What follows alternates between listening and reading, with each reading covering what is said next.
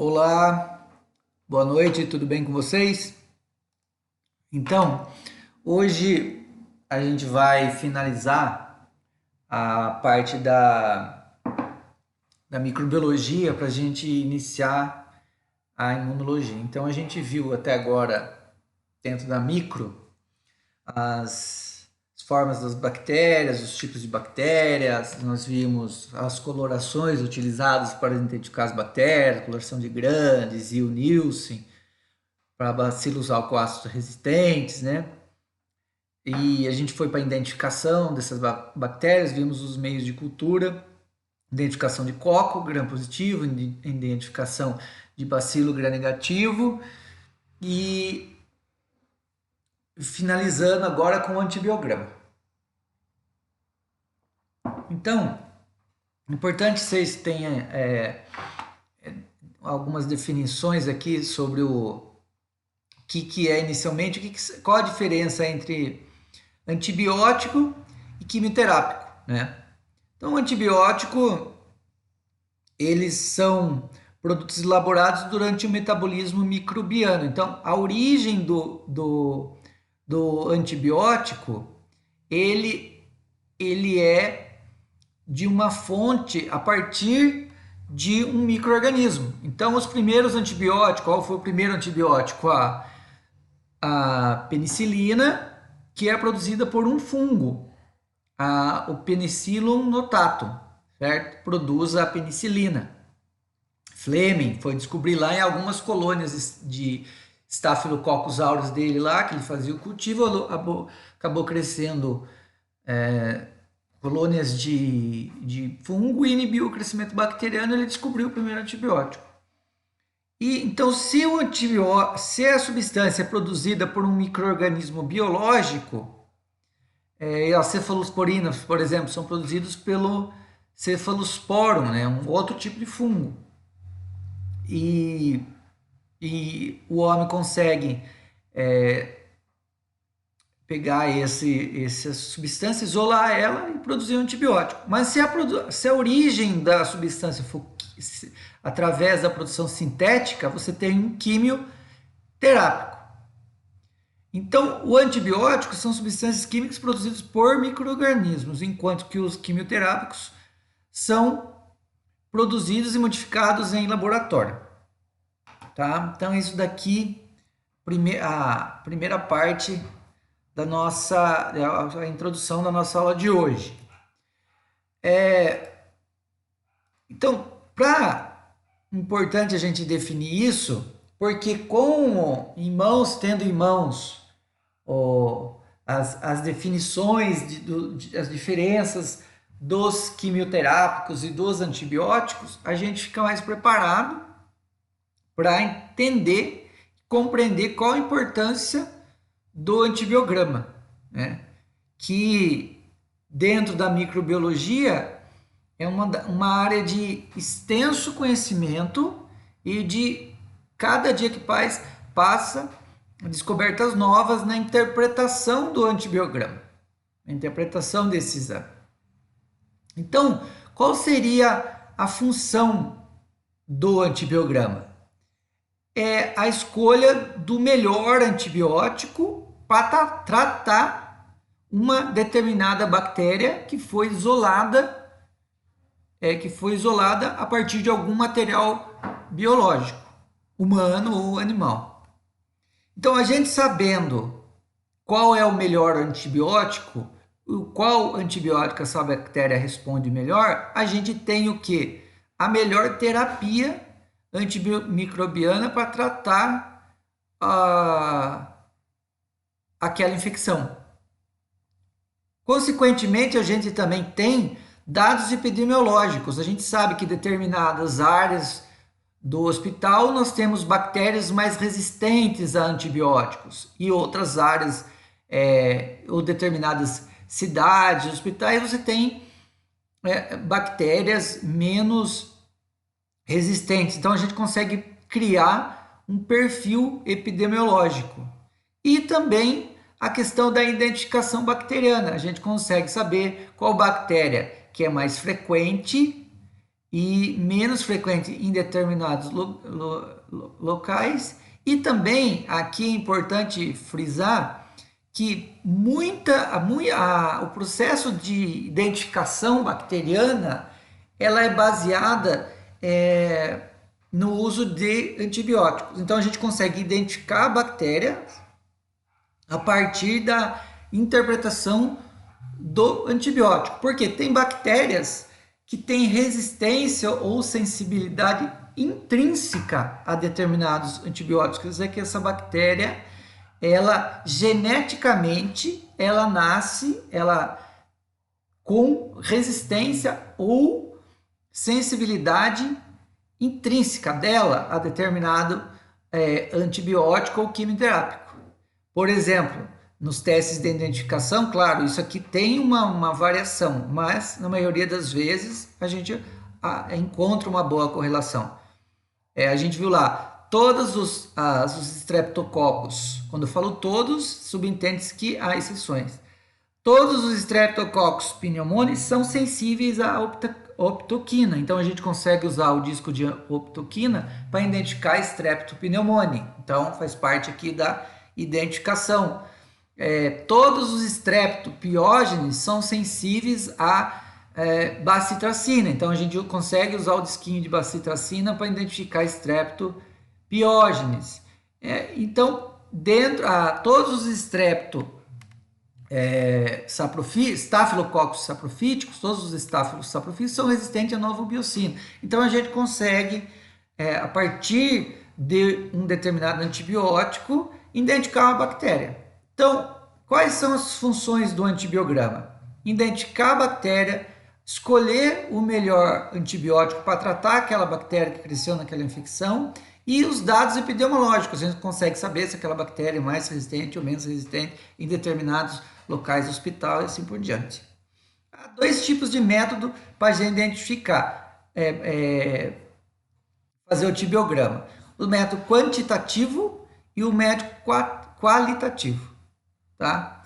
Então, aqui no método quantitativo, a gente vai dizer qual que é a concentração do antibiótico que inibe aquela bactéria. Qual que é a concentração mínima necessária. Então, já é um método, o método quantitativo é um método utilizado em hospitais de referência, certo? Em hospitais maiores, tá? Mais especializados. Já o método qualitativo é o que a gente faz na rotina diária. É a gente dizer se aquele antibiótico é sensível àquela bactéria, resistente ou intermediário. Então, é isso que a gente faz no método qualitativo. Dizer se é sensível, resistente ou intermediário. O quantitativo já diz se é resistente, sensível, intermediário e diz qual que é a concentração para tratar aquela infecção. Então, são métodos mais caros e de dificuldade maior de ser realizado num laboratório de pequeno porte.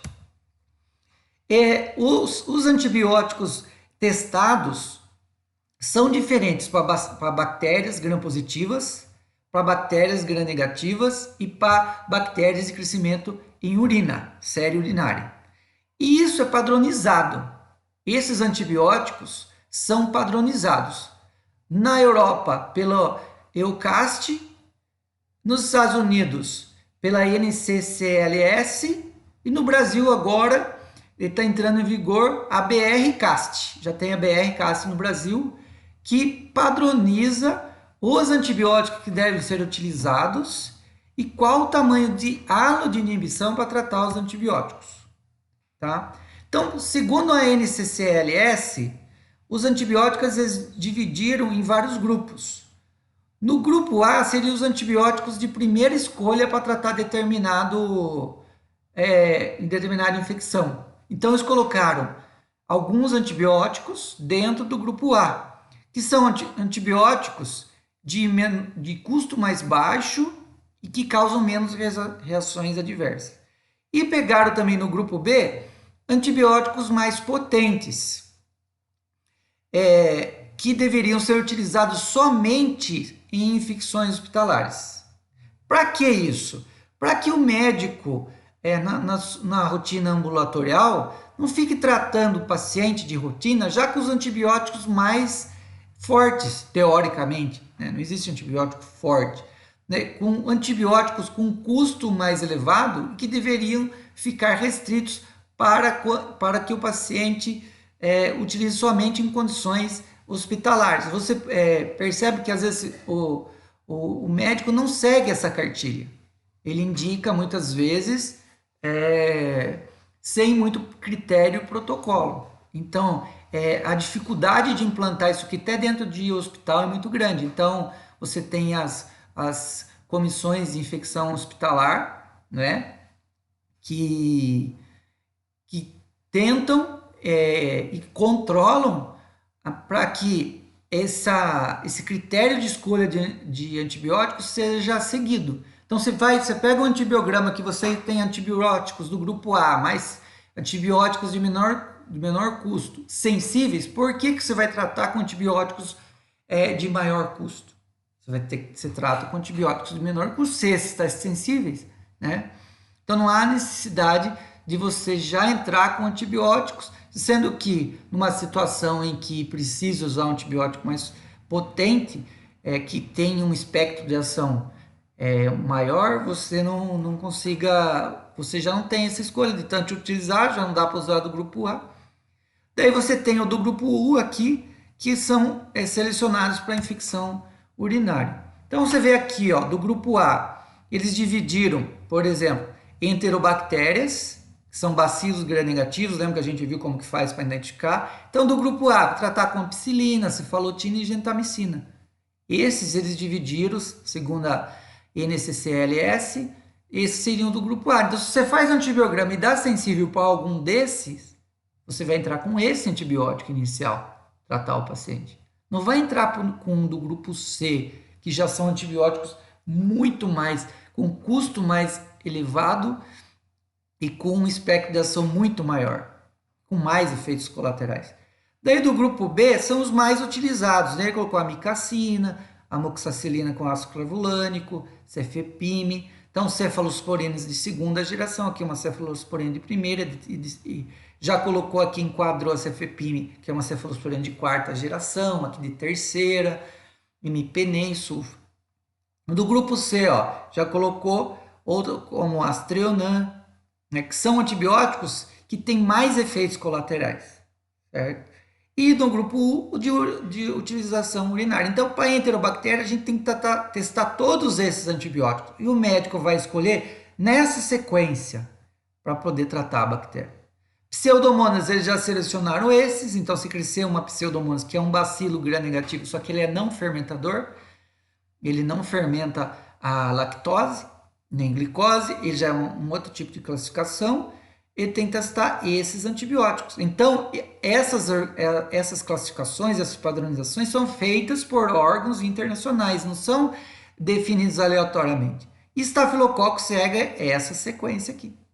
Então, é penicilinas de primeira escolha, eritromicina, clinda, sulfa e vanco, que já é uso hospitalar. E daí você tem o do grupo C, cloranfenicol, cipro, genta e tetraciclina, que são os agentes suplementares em forma alternativa. Então, conforme a indicação clínica, ele vai poder ser utilizado. Tem antibióticos que você tem uma primeira indicação clínica.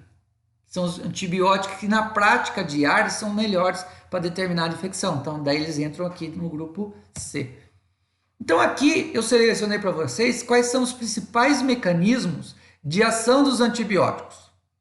Então, você pega aqui os antibióticos, então a gente consegue dividir eles em vários grupos, certo? Então você tem aqui antibióticos que inibem a síntese da parede celular. Então, se a bactéria não consegue sintetizar a parede celular, ela perde uma grande capacidade de resistência nos meios, né? Sem parede celular, vocês lembram que bactéria tem membrana citoplasmática, parede celular e algumas ainda têm cápsula ao seu redor. Essa bactéria só está demonstrando aqui a parede.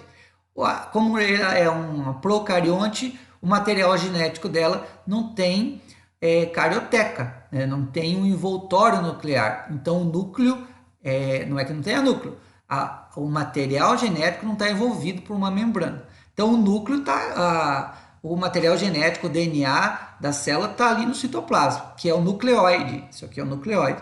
Daí você tem ribossomo para síntese de proteína, certo?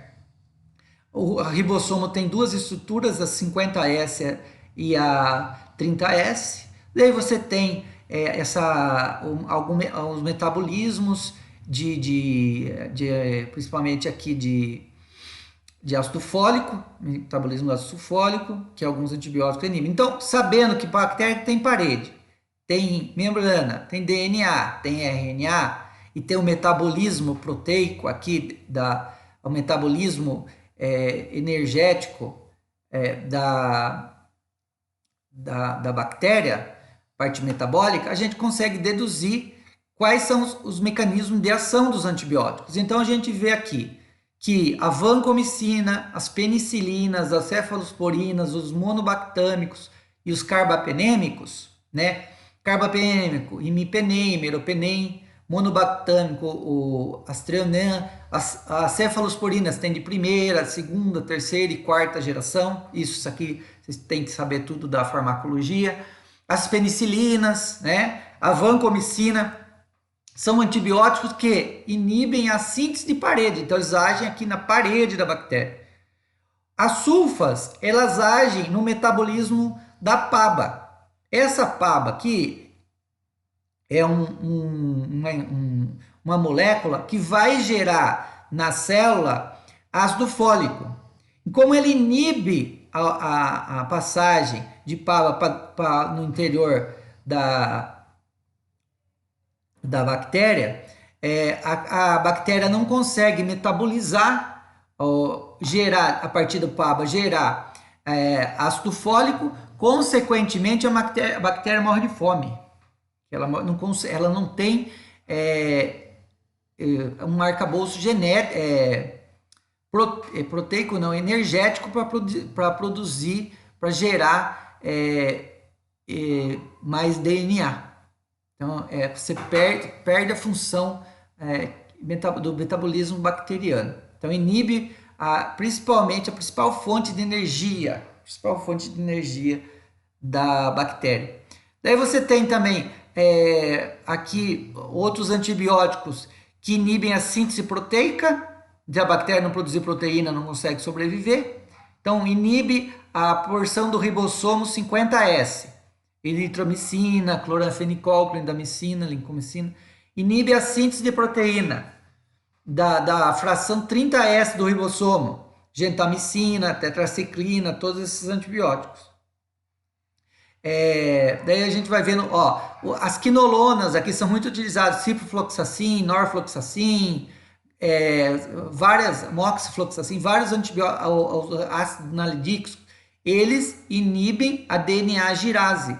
Daí, consequentemente, você não consegue produzir DNA, a célula também não consegue exercer nenhuma função metabólica. Sem DNA, ou fica todo comprometido essa síntese, ou a função do DNA, porque ela inibe esse processo de como que a célula vai se multiplicar, se dividir, se ela não consegue duplicar o seu DNA, acaba morrendo. Então, cada antibiótico, ele age numa porção da bactéria, tá? E levando à morte bacteriana. Mas isso seria tudo muito perfeito se as bactérias não criassem resistência aos antibióticos. E como que as bactérias criam resistência aos antibióticos? A bactéria pode criar resistência aos antibióticos, a todo esse complexo aí de ação dos antibióticos. Ela pode ter uma resistência intrínseca, quer dizer, já está ligada ao cromossomo dela, algumas cepas bacterianas já nascem com essa resistência, e adquirida. Então, bactéria, a gente sabe que uma bactéria pode se comunicar através de plasmídios. Então, ela passa o conhecimento genético de uma bactéria para outra, né? Fica quieto, cara. Meu cachorro dá um sarna hoje, viu? Isso, tá. Vou continuando aqui. Ela pode passar plasmídio, através dos plasmídios, passar informação genética de uma bactéria para outra e adquirir resistência. É isso que acontece quando você não lava a mão no hospital, pega uma bactéria mais patogênica, com vários mecanismos de resistência, e entra em contato com outra bactéria, essas bactérias vão se comunicar, vão trocar mensagens e uma vai ficar mais resistente. Esse é o mecanismo mais comum, a extrínseca. Como que a bactéria elimina o antibiótico? Então vira uma guerra, o antibiótico querendo destruir, inibir a parede celular, inibir a síntese da parede celular. Antibiótico querendo não deixar DNA multiplicar. Antibiótico não deixando o metabolismo do PABA, não deixando gerar ácido fólico, comprometendo todo a carga, o metabolismo energético da bactéria. Deixa eu ver um negócio aqui.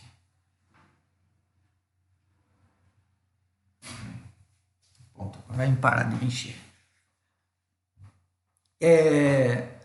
Antibiótico querendo, você vê todos esses mecanismos aqui, inibir ribossomo, inibir duplicação de DNA, todos os antibióticos tentando agir dessa forma. A bactéria vem, tenta inativar os antibióticos através de produção de enzimas. É isso que mais a bactéria faz. Os seus ribossomos começam a produzir, o seu DNA começam a produzir enzimas, proteínas que digerem antibióticos, destroem esses antibióticos. Então vira uma guerra, um querendo destruir o outro. A bactéria pode alterar, então o principal mecanismo de produção de enzima, a bactéria produz enzimas que destroem os antibióticos. Alteração da permeabilidade, então o antibiótico tem que se ligar na parede da bactéria para conseguir inibir o crescimento bacteriano, e a bactéria simplesmente altera a permeabilidade do antibiótico. Muitos antibióticos, por exemplo, como que um antibiótico vai inibir o ribossomo? Ele precisa atravessar a parede, o citoplasma e ir lá no ribossomo. Como que ele vai inibir a conversão do PABA? Ele penetra e vai agir na enzima que converte o PAPA em ácido fólico. O antibiótico precisa se ligar aqui na parede celular para inibir a síntese. As quinolonas precisam penetrar e agir lá no DNA. Então, precisa estar dentro do citoplasma. Ele altera essa permeabilidade, não deixa o antibiótico penetrar.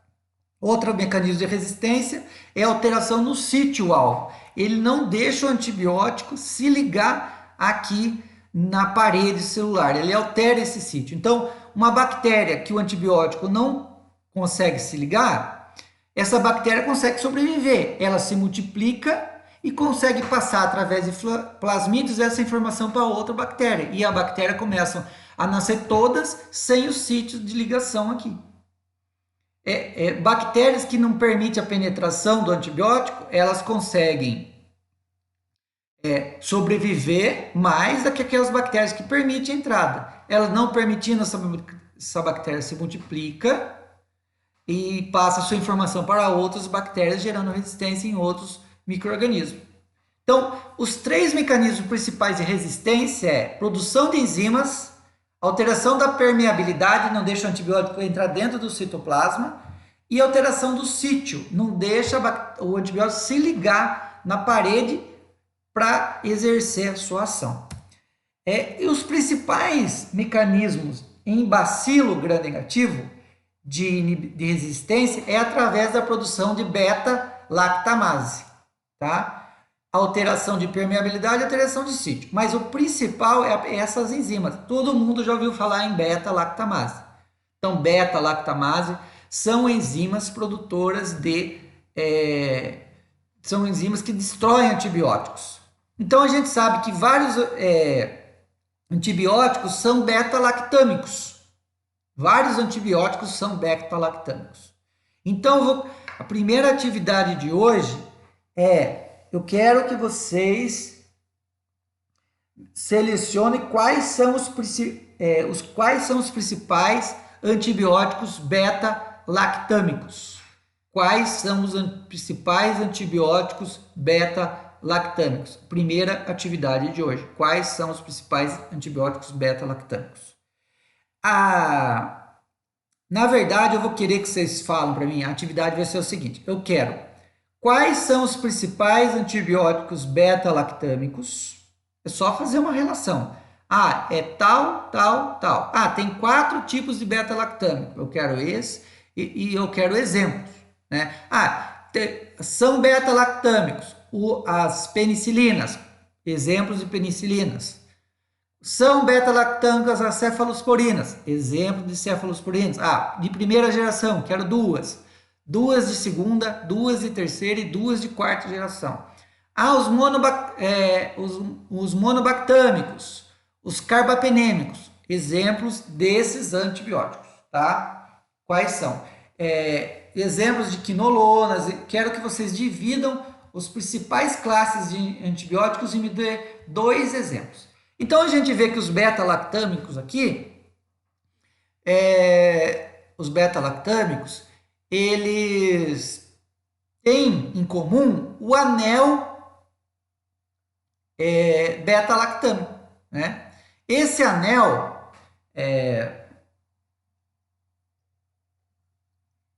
peraí, eu vou tomar um café.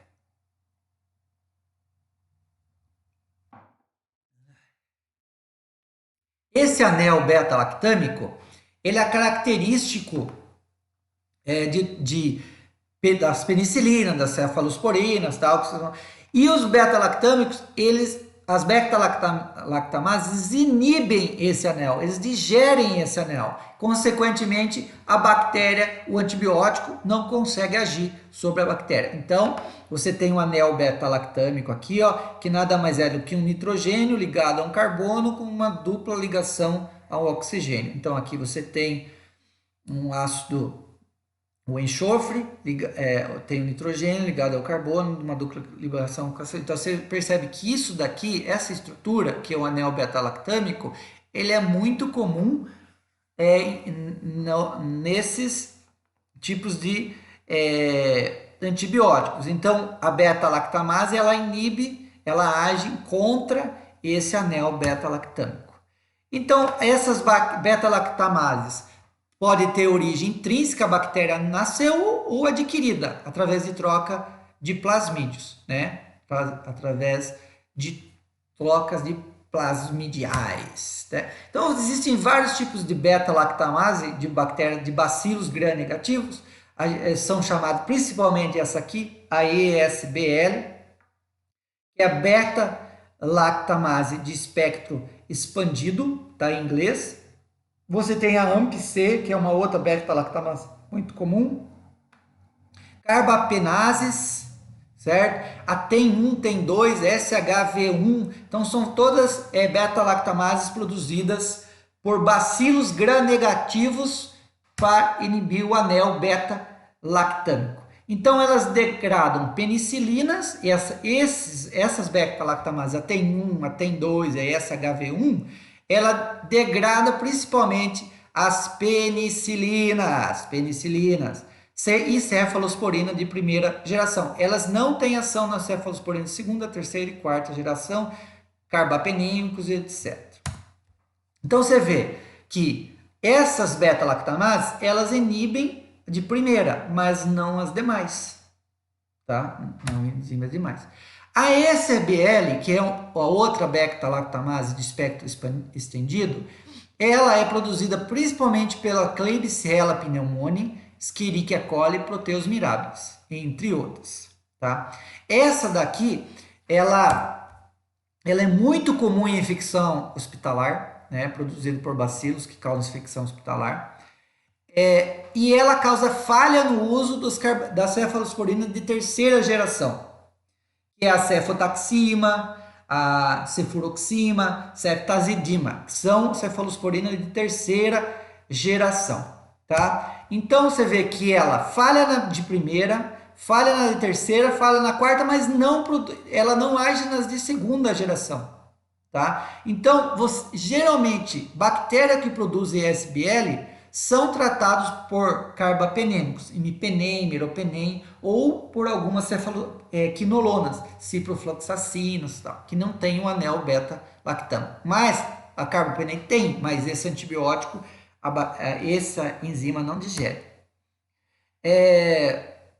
Você tem alguns testes que você pode fazer para pesquisar a presença ou não de SBL. A gente faz na próprio antibiograma, a gente consegue detectar a presença ou não de SBL. Então a gente tem no próprio disco de fusão, que é o teste de antibiograma que a gente faz na plaquinha normal, aquele que eu levei na aula para vocês e aqui deu meio errado a aula, meio errado não, né? Deu errado a aula prática, daí a gente vai ter que refazer, né? Vamos refazer numa outra oportunidade. E também tem alguns testes de confirmação fenotípica, como o E-teste, que é muito utilizado, tal, para detecção das ESBL, mas a gente consegue fazer na rotina laboratorial. São uns testinhos bem simples de serem feitos. Você tem o AMP-C. O AMP-C ele é uma beta-lactamase produzido pelo grupo CESP. Então eles dividiram Citrobacter, Enterobacter, Serratia, Providência e algumas espécies pseudomonas, é o grupo CESP, produz esse tipo de beta-lactamase AMP-C, tá? E também que pode ser produzido através da troca de plasmídio. Também pode ocorrer também em algumas espécies de Klebsiella e Escherichia coli, mas essas espécies produzem mais a beta-lactamase ESBL, tá? E o AMP-C, ele tem que ser tratado por cefalosporina de quarta geração, que é o cefepime, ou carbapenêmicos, que é o meropenem e o imipenem. Algumas bactérias já produzem carbapenases, que inibem o imipenem e o meropenem, que seria o antibiótico mais potente para tratar infecção hospitalar por bactérias produtoras de beta-lactamase. Então já tem algumas bactérias que inibem.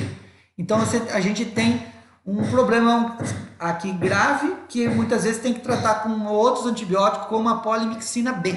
Polimixina B, tá? E isso acontece muitas vezes por perda de purina. Isso aqui quer dizer que o antibiótico, a purina é uma proteína da membrana de bactéria, o antibiótico não consegue se ligar no sítio de ação. Não consegue se ligar.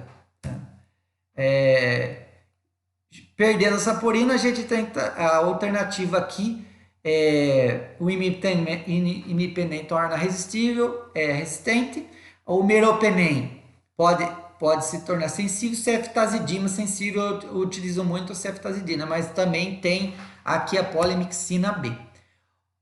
Isso a gente estava falando de bacilos gram-negativos. Agora, de cocos gram-positivos, eles também produzem beta-lactamases, né, para inibir a resistência, e o teste mais utilizado é o teste da oxacilina.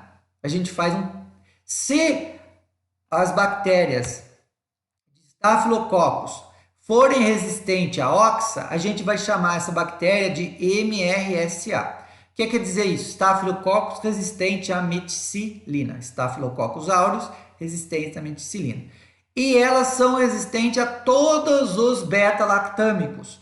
Todos os beta. Então, você faz o testinho da oxacilina, se der resistente, essa bactéria será resistente a todos os beta-lactâmicos. Todos os beta-lactâmicos, tá? E isto leva ao quê? Que essa bactéria pode ser tratada somente com vancomicina. Somente com vancomicina. Então, a gente faz aqui através do teste da oxacilina. A gente coloca o disquinho, semeia a bactéria lá no antibiograma. Se der resistente à oxacilina, essa bactéria é resistente. Tá bom?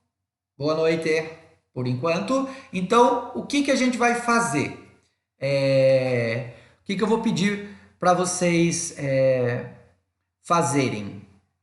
Eu quero que vocês peguem os principais antibióticos,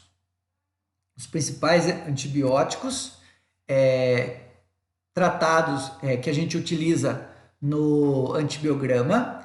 Então, quais são eles? São os beta-lactâmicos, e daí os beta-lactâmicos a gente tem as penicilinas, as cefalosporinas, os carbapenêmicos e o monobactans. Eu quero exemplo dessas bactérias.